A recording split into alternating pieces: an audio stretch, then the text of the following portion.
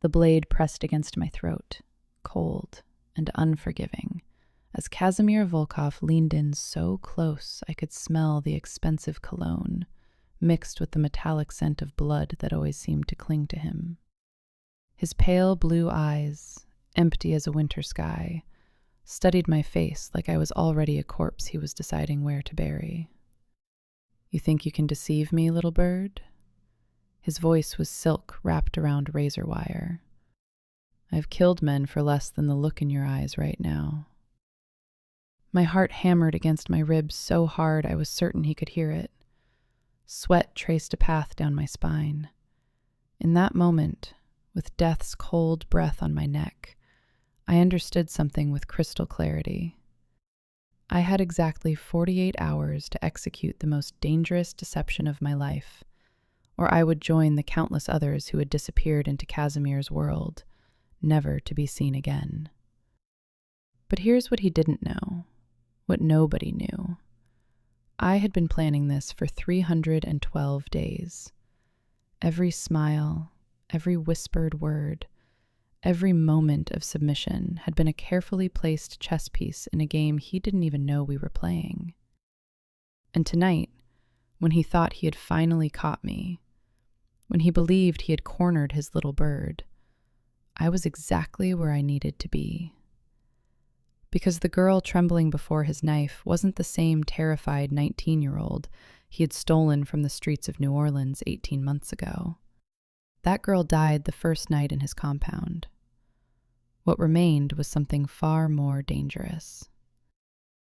Before I tell you how I escaped the most ruthless mafia boss on the eastern seaboard, before I reveal the deception that would make even the greatest con artists weep with envy, I need you to understand how a girl like me ended up in the clutches of a monster like Kazimir Volkov. If you're watching this right now, wherever you are in the world, I want you to do something for me. Drop a comment telling me where you're watching from. Let me know you're here, that you're listening, that stories like mine matter enough to pause your scrolling. And if you haven't already, hit that subscribe button and the notification bell, because trust me, you don't want to miss what happens next. My name is Adaeze Okonkwo, though by the time this story is over, I will have worn many names like costumes, each one a thread in the tapestry of my survival.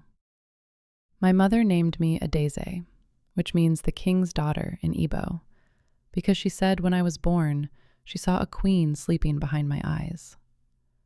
She died when I was 7, leaving behind nothing but her stories and a silver locket with her photograph inside. My father tried. Lord knows he tried. He worked double shifts at the shipyard, his hands growing more calloused each year, his back more bent.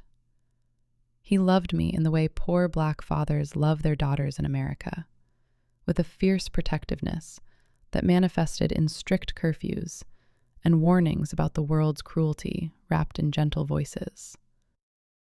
He died when I was 16. Heart attack, they said. But I knew the truth. Poverty killed him. The stress of working himself to death so I could have something he never did killed him.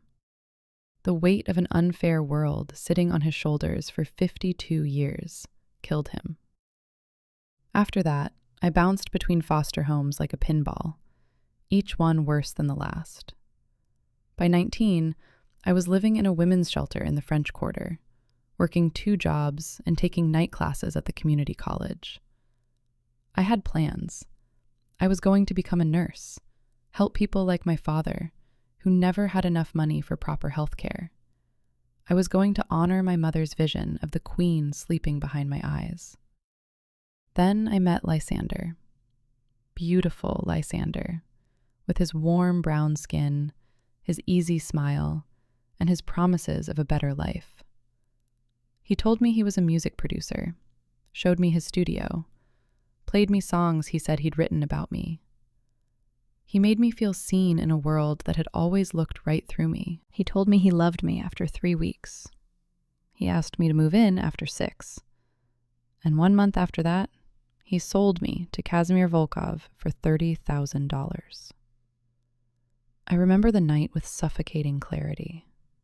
Lysander had taken me to what he called a exclusive industry party at a mansion outside the city. The house was massive, a monument to obscene wealth, with marble floors and crystal chandeliers, and artwork that probably cost more than everyone in my old neighborhood made in a decade combined. "Just be yourself, baby," Lysander had whispered, adjusting my dress, a silver thing he'd bought for me that showed too much skin. "These are important people. They can change our lives." He was right about one thing. That night changed my life forever. The champagne was drugged. I felt the world go soft around the edges, my legs turning to water. Lysander caught me before I fell, his face swimming in and out of focus. And for one terrible moment, I saw it. The mask slipping, revealing the predator beneath. "I'm sorry, Ada," he whispered. And I'll never forget the complete absence of remorse in his voice. Business is business. I woke up in a room without windows. The first person I saw was Kazimir Volkov. He sat in a leather armchair across from the bed where I lay, legs crossed, watching me with the patient interest of a scientist observing a specimen. He was older than I expected, maybe 50, with steel gray hair swept back from a face that might have been handsome once, before cruelty carved its permanent lines. A scar ran from his left temple to his jaw, puckered and white. "Adaeze," he said, pronouncing my name with careful precision. "The king's daughter. Ironic, considering your current circumstances." My voice came out as a croak. "Where am I? What do you want?" He smiled then, and that smile would haunt my nightmares for months. "Want? I want many things, little bird. World domination, perfect weather, a decent cup of tea." He leaned forward, and suddenly all pretense of lightness vanished. "But from you, I want obedience. Complete, unquestioning obedience. I've purchased you, Adaeze. You belong to me now." I should have felt fear. I did feel fear. But beneath it, something else ignited in my chest. Something hot and defiant that I would have to learn to hide very, very well. "I'm not property," I said, the words scraped raw. Kazimir laughed softly. "That's where you're wrong.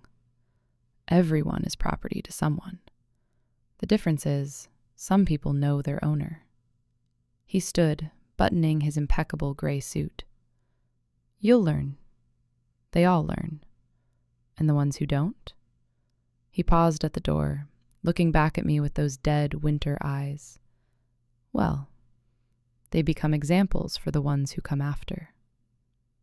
I learned that Kazimir Volkov ran the largest human trafficking operation on the East Coast, a spider's web of clubs, hotels, and private estates, where women and girls were sold to the highest bidder.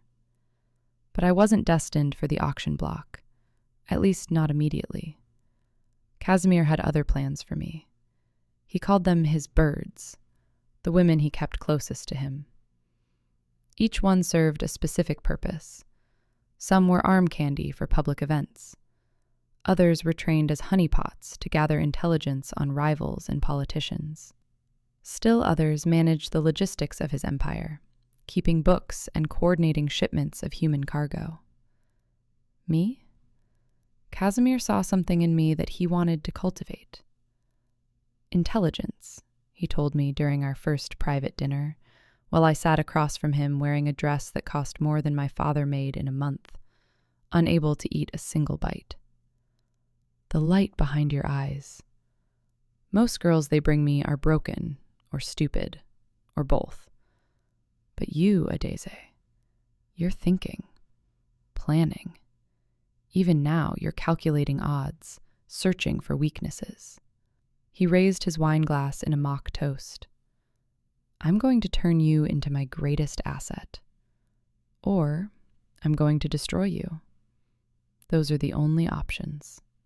What Kazimir couldn't understand, was the reservoir of strength my mother had left me. Every night in his compound, locked in a room filled with beautiful things that felt like prison bars, I would close my eyes and remember her voice. "Baby girl," she used to say, "the world will try to break you. It will call you poor. It will call you black. It will call you woman, and use all those words like weapons. But you are Adaeze. You are the king's daughter. And queens don't break. They pretend to bend until they're strong enough to rise." So I pretended. I became the perfect student, and I began to plan. The first 90 days in Kazimir's world were about survival.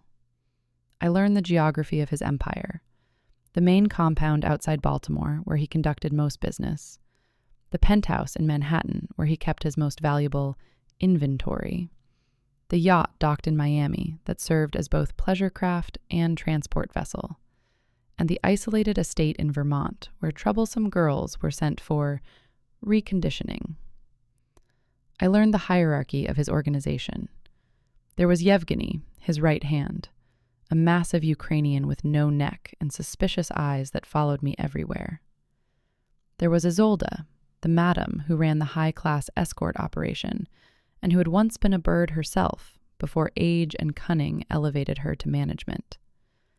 There was Dr. Mortimer, a disgraced surgeon who kept the girls healthy enough to sell and disposed of the ones who weren't. And there were the other birds. 7 of us lived in the compound at any given time. We occupied an entire wing of the mansion, a gilded cage with every luxury imaginable, except freedom. We had personal chefs and designer wardrobes and entertainment systems worth more than some houses. We also had cameras in every room, guards at every exit, and trackers embedded in our bodies, courtesy of Dr. Mortimer. The tracker was implanted during my first week, a small device inserted just beneath the skin of my right shoulder. "Standard procedure," Dr. Mortimer had explained with his reptilian smile. "Mr. Volkov likes to know where his investments are at all times. Try to remove it or tamper with it, and it sends an alert directly to security. Try to run, and they'll find you within hours." I touched the small bump under my skin, smiling placidly while inside I was adding another variable to my calculations. The other birds viewed me with a mixture of wariness and resentment. Most had been there longer than me. Some, like Serafina, a bone-thin Russian beauty who was Kazimir's current favorite, seemed to have genuinely made peace with their captivity. Others, like Mei Ling, a Chinese-American girl who had been studying pre-law at Yale before a wrong turn brought her here, still had rebellion flickering in their eyes. It was Mei Ling who became my first ally, though not by any conventional means. 3 weeks into my captivity, I woke to find her sitting at the edge of my bed, watching me with an intensity that should have been frightening. "You're different," she whispered. "I can see it. You're not breaking." I considered lying, maintaining the facade of compliance I had been so carefully constructing. But something in her eyes, a kinship of resistance, made me take a risk. "Neither are you." She smiled, and in that smile I saw the first glimpse of hope I'd felt since arriving. "They've been conditioning us to think escape is impossible. But I went to law school before this. I know that every system has loopholes. Every empire has weaknesses. Kazimir is powerful, but he's also arrogant. He thinks we're too broken to fight back. Then we use that," I said, the words coming slowly as a plan began to take shape in my mind. "We become exactly what he expects. And while he's busy congratulating himself on breaking us, we find the cracks in his walls. Mei Ling reached out and took my hand. My real name is Ling Zhou. I've been here for 11 months. In that time, I've watched 6 girls try to escape. They're all dead now. One made it 3 days before Yevgeny found her. Kazimir made us watch while he... She stopped, swallowing hard. We can't make mistakes, Adaeze. Not a single one. We won't. Those 2 words became my covenant, my vow to her and to myself. Over the following months, Ling and I developed a silent language, a system of glances and touches that allowed us to communicate without alerting the ever-present surveillance. We mapped the compound, noting shift changes, security protocols, and the rare moments when cameras were adjusted or guards were distracted. I learned that Kazimir left the compound 3 times per month for meetings that sometimes lasted days. I learned that Yevgeny had a weakness for one of the kitchen staff, a young woman named Petra who despised him but was too afraid to refuse his advances. I learned that Dr. Mortimer had gambling debts that Kazimir periodically paid off, keeping the surgeon permanently in his debt and control. But my most valuable discovery came from Kazimir himself. He had decided to make me his protégé of sorts, teaching me the intricacies of his operation. Perhaps he genuinely believed he was cultivating loyalty. Perhaps he simply enjoyed showing off his empire to someone intelligent enough to appreciate its complexity. Or perhaps, in some twisted way, he had become genuinely attached to me. "You're unlike the others," he told me one evening, after a dinner where I had successfully charmed a Colombian cartel representative into a favorable business arrangement. "They see only the cage. You see the patterns, the opportunities." I lowered my eyes, the perfect picture of grateful subjugation. "You've taught me to see differently." "Have I?" He studied me with something approaching genuine curiosity. "Or were you always this way, little bird? Were you always watching, calculating, waiting?" The truth trembled on my tongue, but I swallowed it down. "Before you, I was nobody, just a poor black girl from New Orleans with no future. You've given me purpose." He reached out and cupped my chin, tilting my face toward his. For one terrible moment, I thought he saw through me, saw the burning hatred beneath the placid surface. But then he smiled, satisfied with what he found. "Good. Tomorrow, I'm going to show you something special, something I've never shared with any of the birds before." That something was his vault. Located in the basement of the compound, behind 3 separate security systems, was the heart of Kazimir's empire. Not money, though there was plenty of that. Not drugs, though those were stored in a separate facility. No.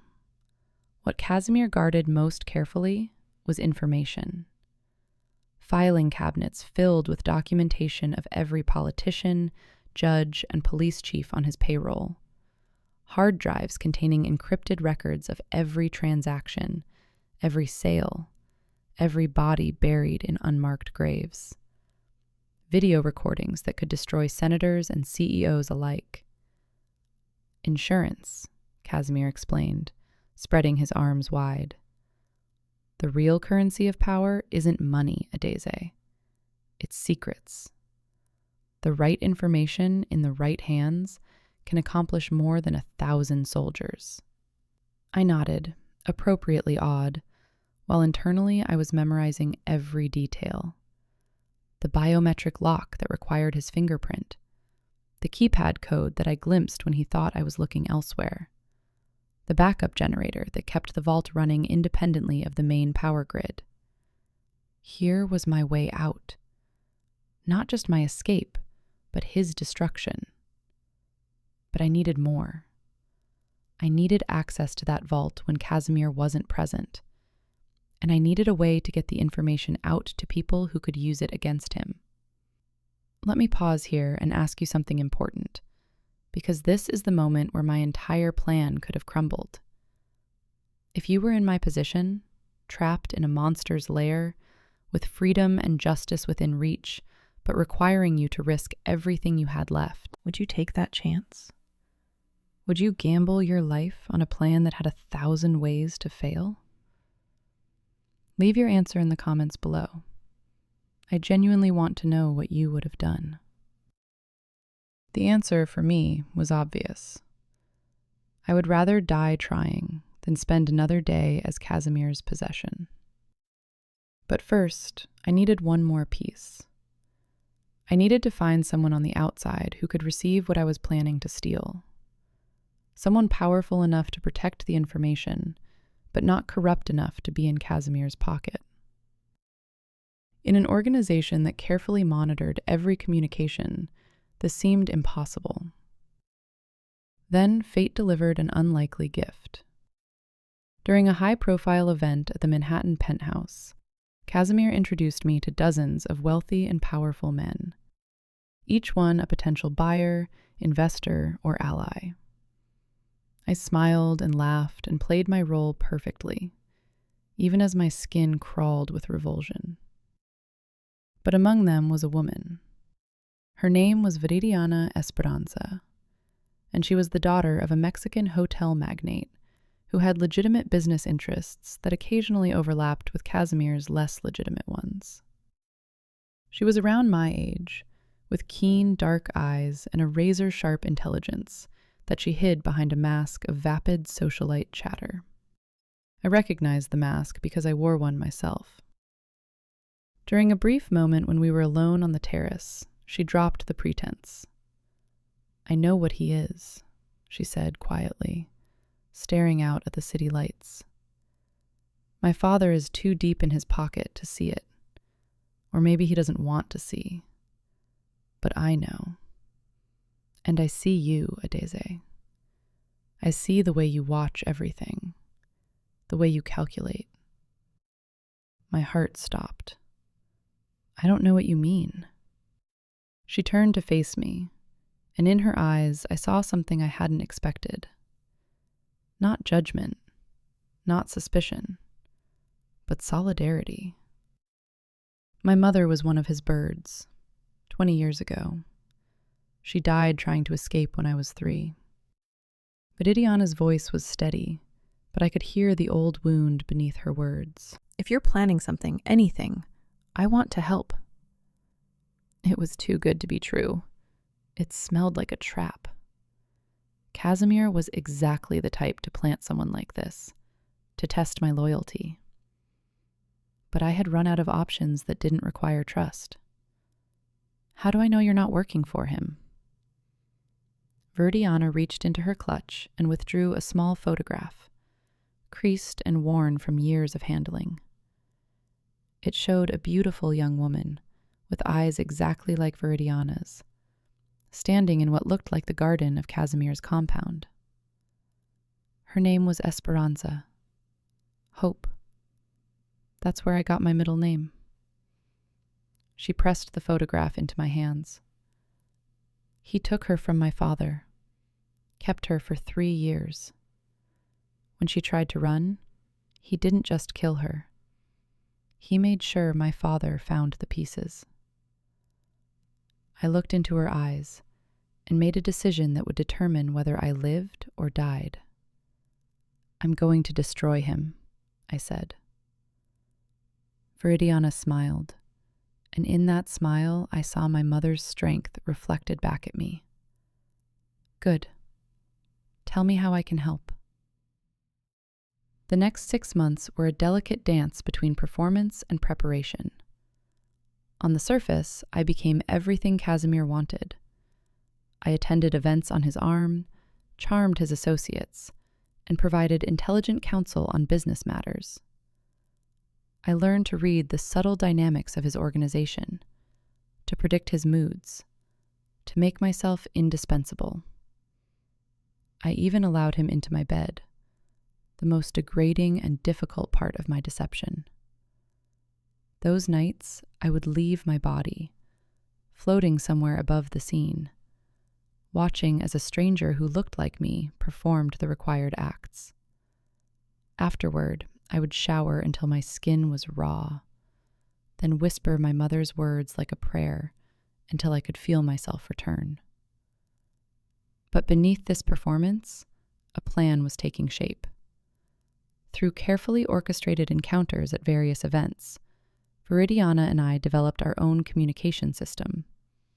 Coded phrases hidden in small talk. Information passed through handshakes and air kisses. A network of dead drops in locations Kazimir would never think to monitor. Viridiana, in turn, connected me with others who had reasons to want Kazimir destroyed.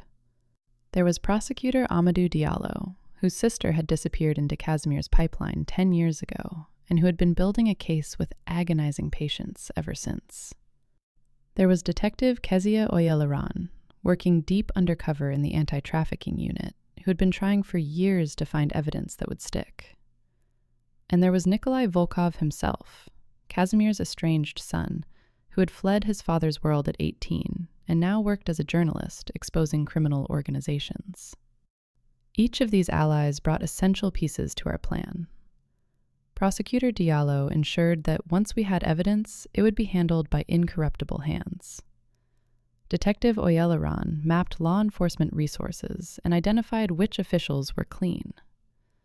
And Nikolai, dear broken Nikolai, who carried his father's name like a scar, provided intimate knowledge of the compound security systems that only a son could possess.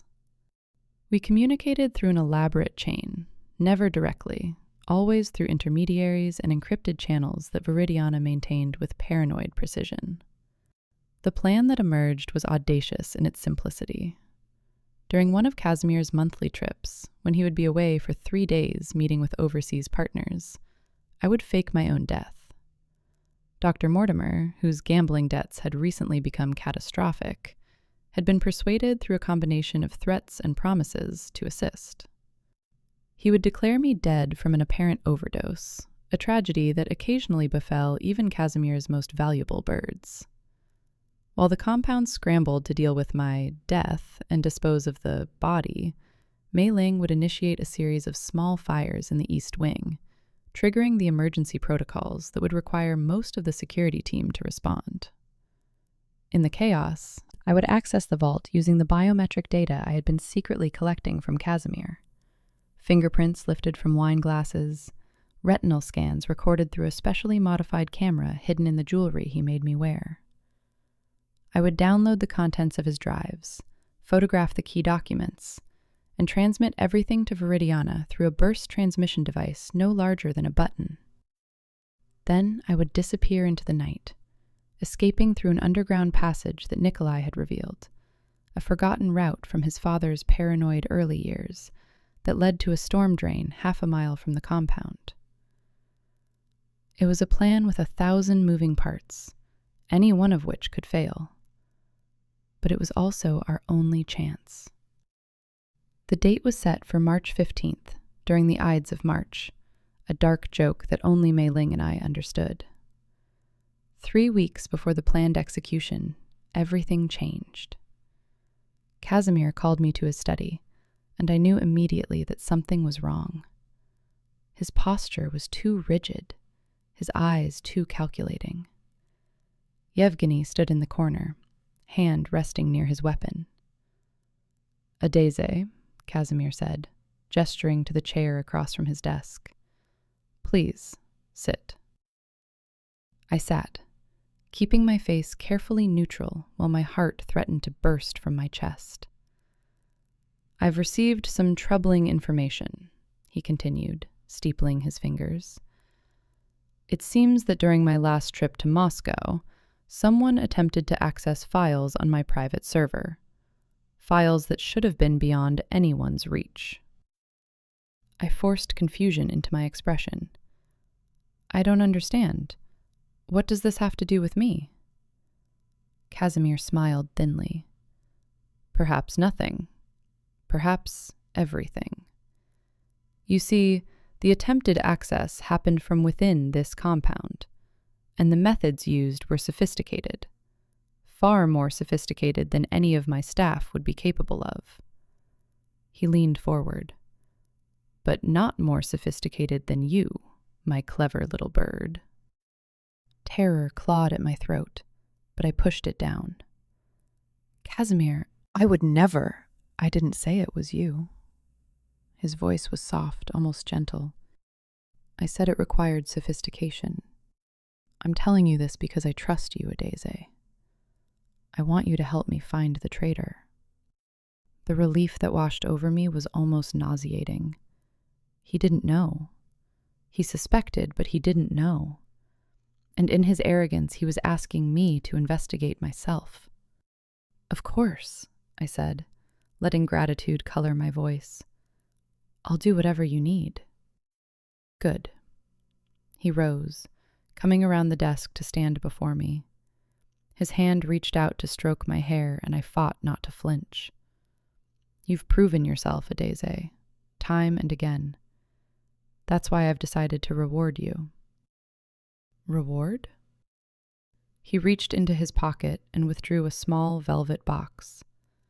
Inside, nestled in silk, was a ring, a black diamond surrounded by smaller white stones. I'm making you my consort, officially. You'll have authority second only to mine, access to all my operations, a seat at every table. He slipped the ring onto my finger. You've earned this. I stared at the ring, this symbol of chains disguised as honor, and forced my lips into a smile. I don't know what to say. Say yes. Say that you're mine completely. Yes, I whispered. I'm yours completely.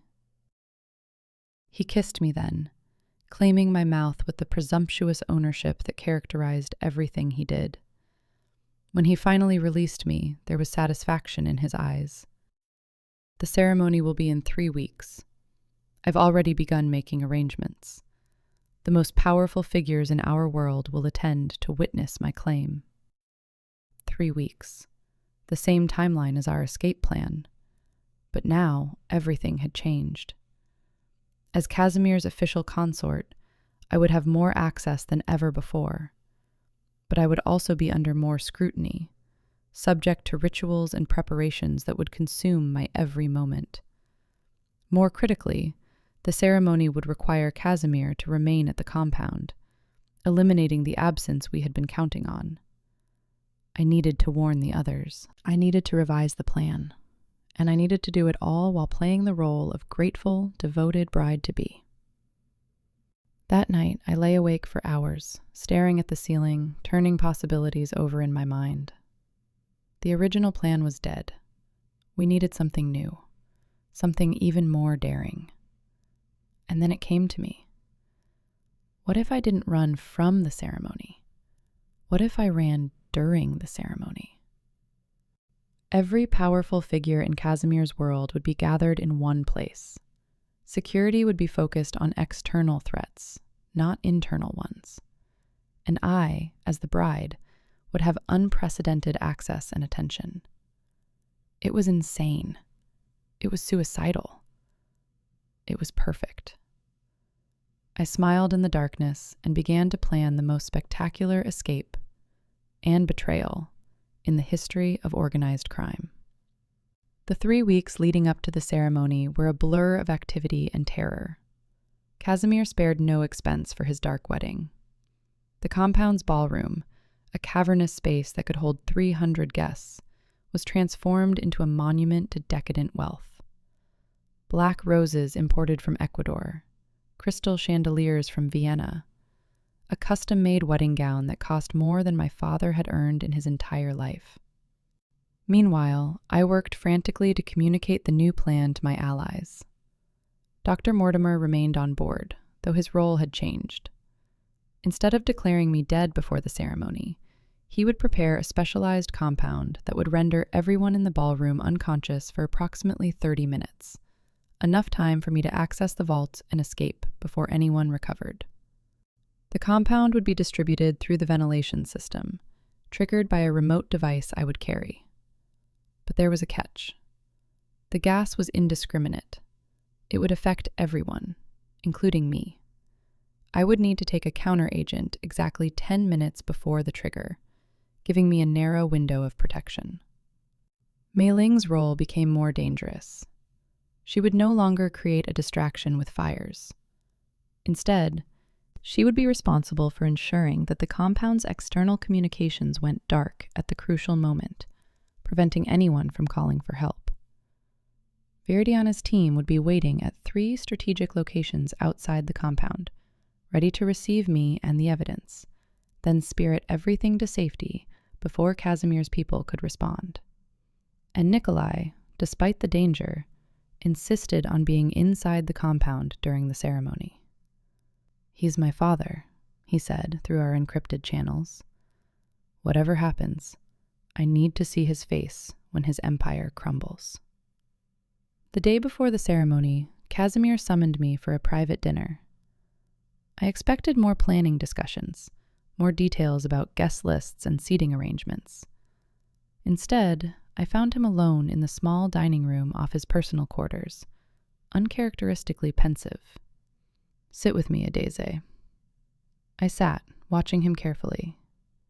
In 18 months, I had learned to read his moods like weather patterns. Tonight, something was different. There was a vulnerability in his posture that I had never seen before. "Do you know why I chose you?"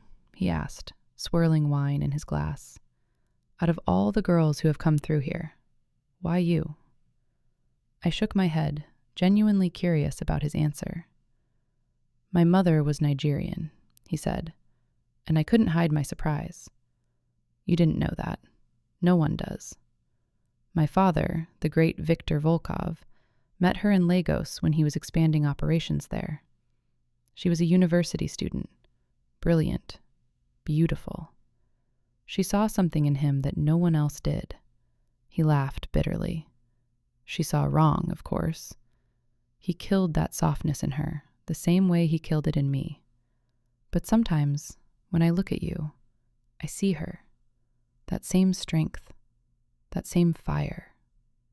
I didn't know what to say. This glimpse of humanity in the monster before me threatened to complicate emotions that needed to stay simple. "When I saw you, that first night in your little room, I didn't see a piece of merchandise. I saw a possibility. A chance to have what my father never gave my mother. A real partner. Someone who understands power and isn't afraid of it." "Kazimir, I love you, Adaeze." The words hung in the air, obscene and impossible. I stared at him, searching for the calculation, the manipulation. But his eyes were raw in a way I had never seen. "I know I've done terrible things. I know what I am. But with you, I thought maybe I could be something different, something better." He reached across the table and took my hand. "Tomorrow, when we stand before everyone, I'm not just claiming you. I'm choosing you. Do you understand the difference?" I understood. I understood that he was a monster, trying to convince himself that love could wash away the blood on his hands. I understood that even now, even in his moment of vulnerability, he wasn't truly seeing me. He was seeing a reflection of his mother, a fantasy of redemption that I was never meant to fulfill. But for one dangerous moment, I felt something other than hatred. I felt pity. Then I remembered the girls in his pipeline, the bodies buried in unmarked graves, Mei Ling's hollow eyes, Viridiana's mother in pieces, and the pity died.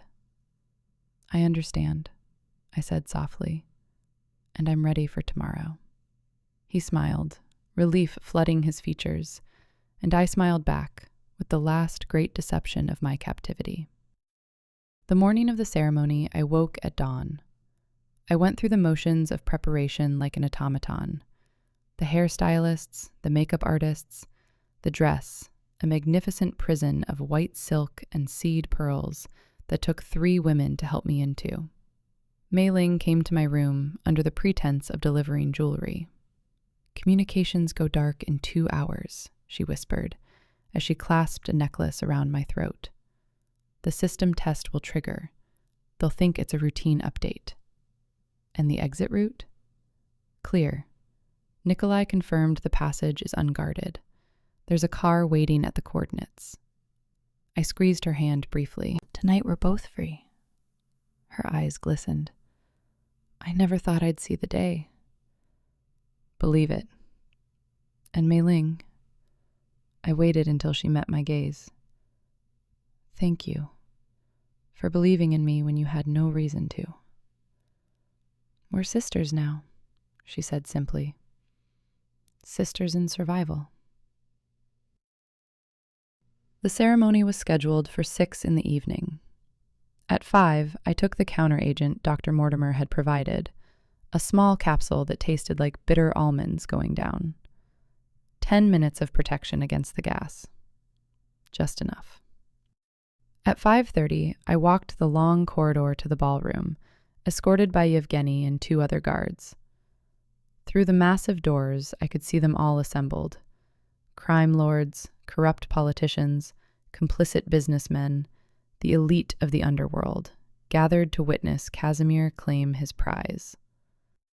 Kazimir waited at the far end of the room, resplendent in a black suit, his face alight with something that might have been genuine happiness. I began the long walk toward him. Music played. Faces turned to watch me pass. I saw Isolde in the crowd, her expression unreadable. I saw Dr. Mortimer near the back, his hand hovering near the ventilation control panel where he had installed our device.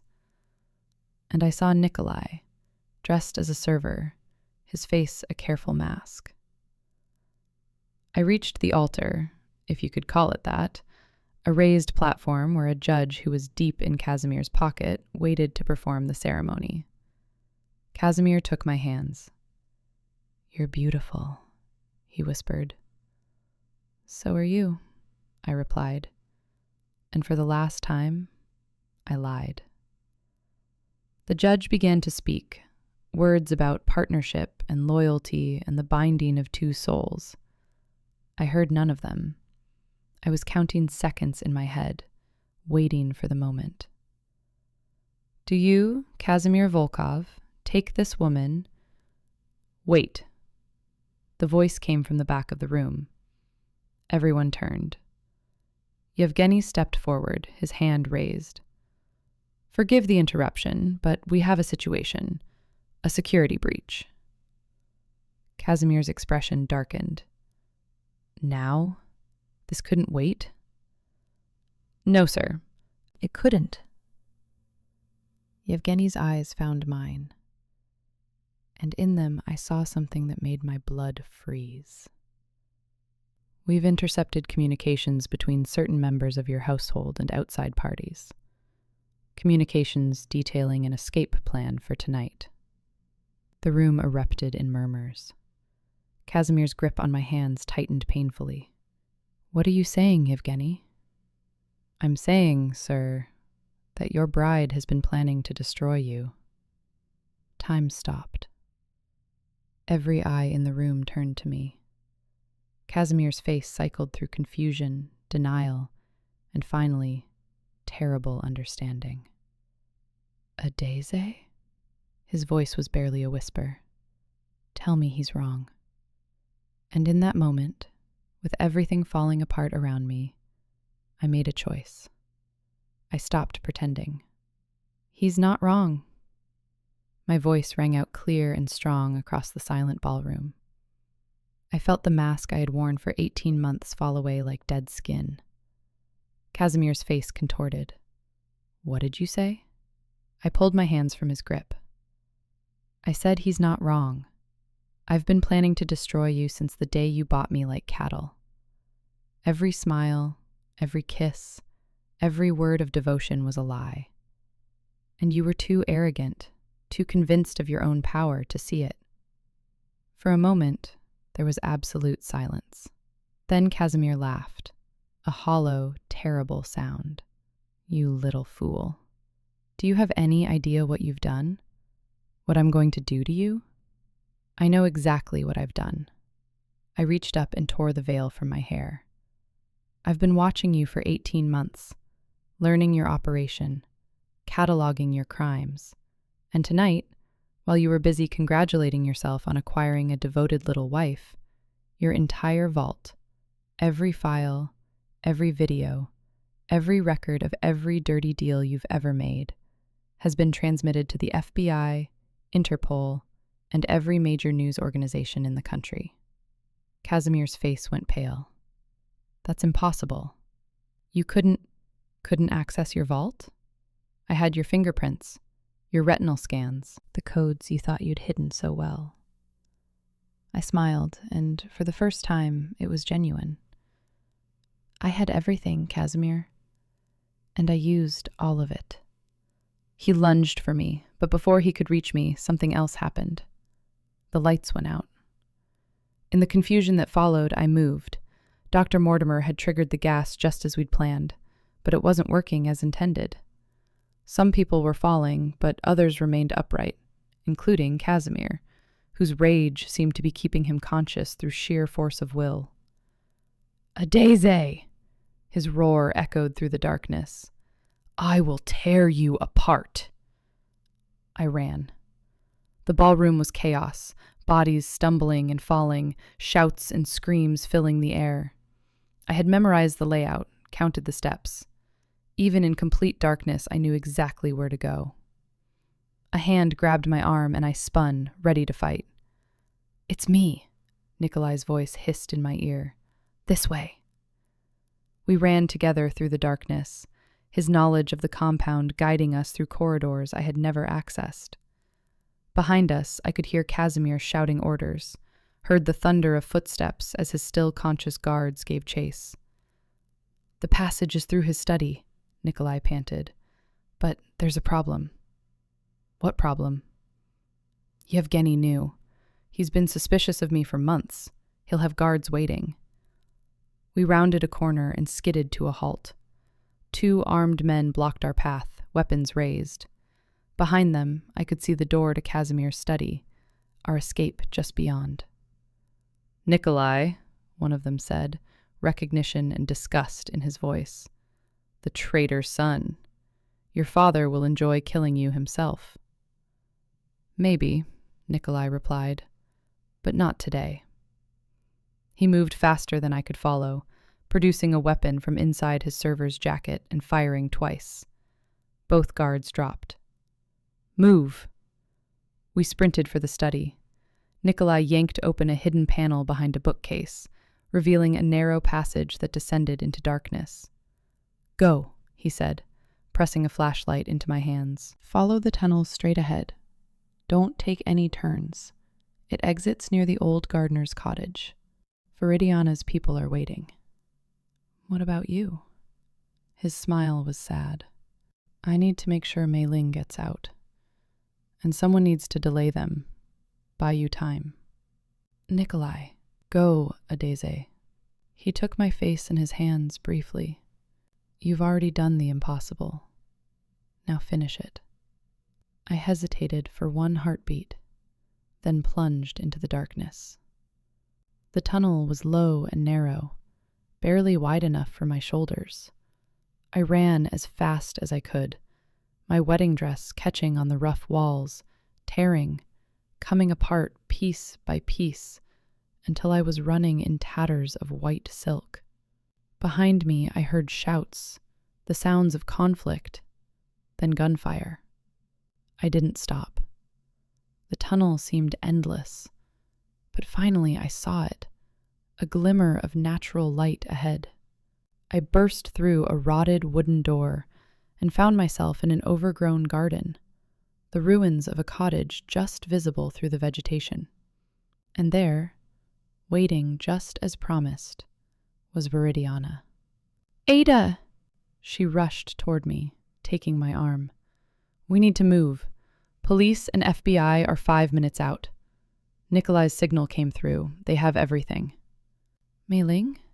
Nikolai? Her expression flickered. We don't know yet. But we can't wait.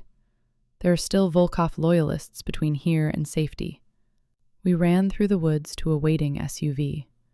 The driver pulled away before our doors were fully closed, racing down a narrow road that wound through the trees. Behind us, I could hear sirens, see the flash of lights against the night sky. It's happening, Viridiana breathed. It's actually happening. I looked back at the compound, now swarming with vehicles and figures. Somewhere in there, Kazimir Volkov was watching his empire crumble.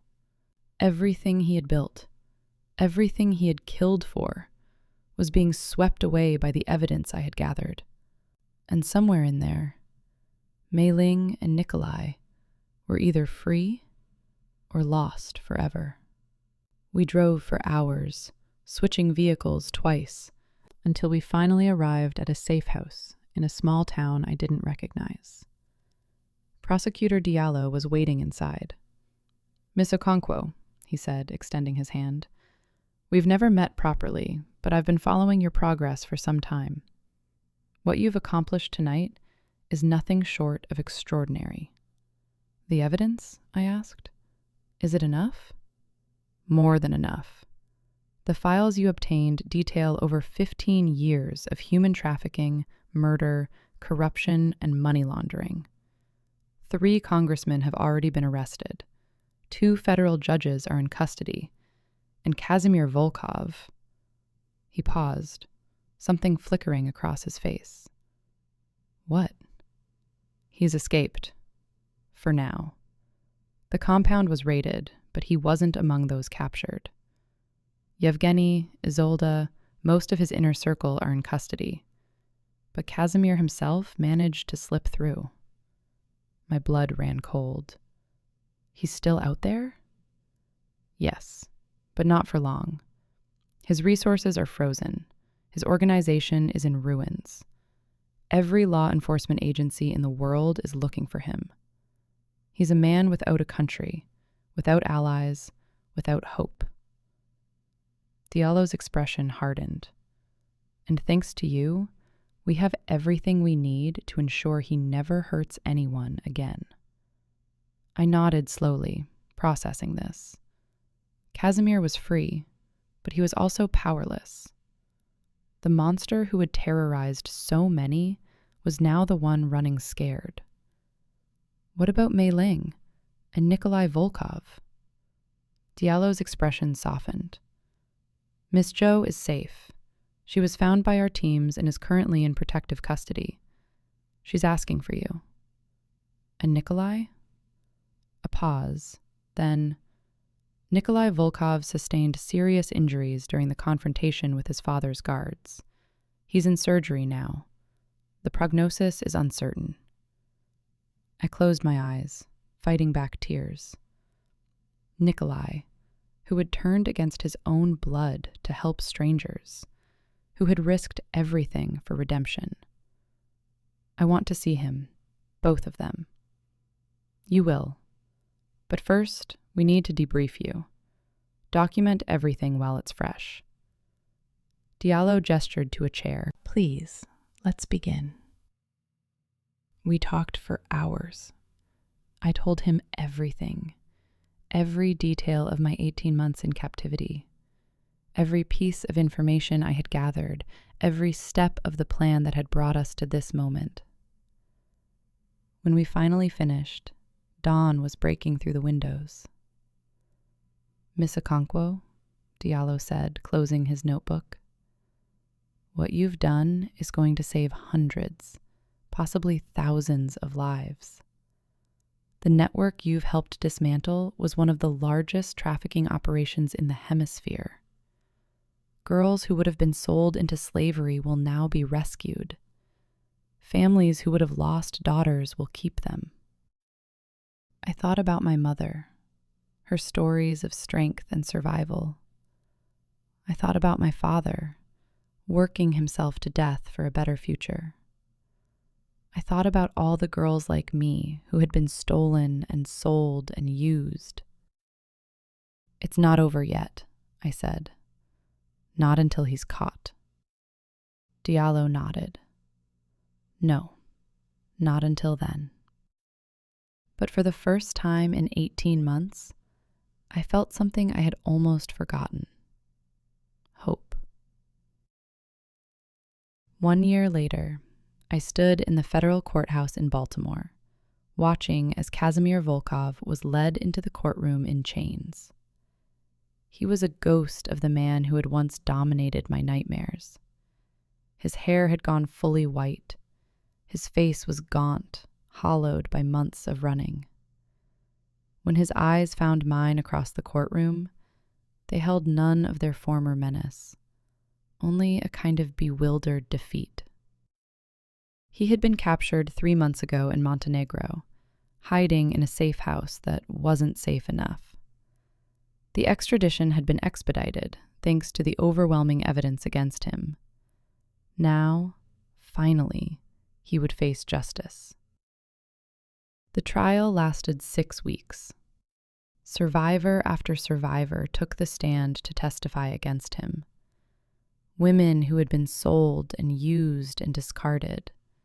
Families who had never recovered their daughters. Law enforcement officers who had worked for years to bring him down. And me. When I finally took the witness stand, I felt oddly calm. The terror that had once defined my existence had been replaced by something stronger. The certainty that I had won. "Miss Okonkwo," the prosecutor began, "can you describe for the court the day you were abducted by Kazimir Volkov's organization?" I looked at Kazimir, really looked at him, and began to speak. I told them about Lysander's betrayal, about waking in that windowless room, about the 18 months of degradation and manipulation and carefully hidden rebellion. I told them about Mei Ling, about Viridiana, about Nikolai, about the night everything changed. I told them the truth. When I finished, Kazimir's lawyer approached for cross-examination, but before she could speak, Kazimir himself stood up. "I have something to say." The courtroom erupted. The judge banged her gavel, demanding order. "Mr. Volkov, you will be silent. She's lying." Kazimir pointed at me, his voice cracking. "She's a manipulator, a deceiver. She made me believe she loved me, and then she destroyed everything I built. She's not a victim. She's a predator." I met his eyes calmly. "The only predator in this room, Kazimir, is you. The difference is, I used manipulation to escape and bring you to justice. You used it to enslave and murder innocent people. We are not the same." He lunged toward me, restrained by guards, still screaming accusations as he was dragged from the courtroom. The verdict came 3 days later. Guilty on all counts. Human trafficking, murder, racketeering, conspiracy, and 47 other charges. Kazimir Volkov would spend the rest of his life in a maximum security federal prison, alone with the ruins of his empire and the knowledge that a girl he had dismissed as property had been his downfall. After the verdict, I stood on the courthouse steps, surrounded by reporters and cameras. "Miss Okonkwo, how does it feel to have brought down one of the most dangerous criminals in the country?" I thought about my mother and her vision of a queen, about my father and his impossible dreams, about all the girls who were free tonight because I had refused to break. "It feels like justice," I said simply. "It feels like hope." That night, I had dinner with the family I had built from the ashes of my captivity. Mei Ling, who had changed her name back to Ling Zhou and was finishing her law degree, sat across from me, laughing at something Viridiana had said. Viridiana herself looked more at peace than I had ever seen her, the ghost of her mother finally laid to rest. And beside me, his hand in mine, was Nikolai. He had survived his injuries, though the road to recovery had been long. A bullet had caught him in the spine, and for months we didn't know if he would walk again. But Nikolai was stubborn as his father, in all the right ways and none of the wrong ones. He had fought his way back to health with the same determination that had made him turn against everything he had been raised to be. "A toast," Viridiana said, raising her glass. "To Adaeze, the king's daughter, the woman who burned down an empire and built a family from the ashes." "To Adaeze," the others echoed. I looked around the table at these faces, each one marked by tragedy and survival, each one shining with the fierce joy of people who had won against impossible odds. "To us," I corrected. "None of this would have happened without all of you. We did this together." "Together," they agreed. Later, when the others had gone, and Nikolai and I were alone on the terrace of the small house I had purchased with the compensation from the federal government, he turned to me with a question in his eyes. "What now, Ada? You've accomplished everything you set out to do. Kazimir is in prison, the network is destroyed, justice has been served. What comes next?" I thought about it. For so long, revenge and escape had been the only futures I could imagine. Now, with those goals achieved, a new world of possibilities stretched before me. "I've been thinking," I said slowly, "about all the girls still out there, the ones we didn't save, the ones we don't know about yet. Kazimir's organization is gone, but there are others. There are always others." Nikolai nodded, understanding. "You want to keep fighting." "I want to keep saving. There are so many who don't have a Viridiana, or a Mei Ling, or a you. They're alone in their cages, thinking no one will ever come." I looked up at the stars, remembering the windowless room where I had once despaired. I want to be the one who comes. I want to be the one who shows them that escape is possible, that justice is possible, that freedom is worth fighting for. Nikolai smiled, that crooked smile that had become as essential to me as breathing. "Then that's what we'll do. Together." "Together," I agreed. We sat in comfortable silence, watching the night sky, two survivors holding hands on the other side of hell. And I thought about my name, Adaeze, the king's daughter. My mother had seen a queen sleeping behind my eyes, and she had been right. But not the kind of queen who sits on a throne and rules over subjects. The kind of queen who fights in the trenches alongside her people. The kind who refuses to be broken. The kind who burns down empires that deserve to burn. Kazimir had called me his little bird. But birds, once freed, don't forget their cages. They carry the memory as a reminder of what they escaped and a warning of what they will never allow again. I am Adaeze Okonkwo, the king's daughter. The woman who escaped the merciless Mafia boss, not through luck or violence, but through the most dangerous weapon of all: patience, intelligence, and the refusal to be what they made me. I am proof that survival is possible, that justice is possible, that even in the darkest cage, hope can grow wings. And now, wherever you are, whoever you are, I want you to know, if a girl from a windowless room can bring down an empire, you can survive whatever prison holds you. Your cage is not your destiny. Your past does not define your future. And the queen sleeping behind your eyes? She's waking up.